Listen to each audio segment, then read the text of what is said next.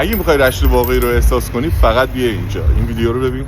بافت قدیمی هر شهر دقیقاً جایی که مردم خودشونن رو بهتر میتونی احساسشون کنی و بازار رشت دقیقاً یه همچین فضایی داره. توی بازار که راه میری کاملاً حس رشت دهه 20 و 30 رو میگیری و برای من که شمالی نیستم این احساس همیشه خاص و گیراست. اینجا کلی ماهی تازه و جور و جور برای فروش میبینی و خیلی دوست داشتم چوب زنی بازاریا رو ببینم که خب به چشمم نخورد. تو کوچه پس کوچه‌های بازار رشت گاهی قهوه خونه ها رو هم میبینی که تو رو میبره توی یه جو سینمایی، دقیقاً مثل سریال خاتون. هنوز خیلی از مردم رشت توی قشر و لول‌های مختلف این بازار رو برای خرید کردنشون انتخاب میکنن و همین موضوع این بازار رو خیلی جذاب‌تر کرده، چون فرهنگ و اشتراک بین مردم این شهر رو بهتر میتونی احساس کنی. من امیر الهی هستم و گوشه به گوشه ایران زیبامون رو بهت نشون میدم. مرسی که فالو میکنی.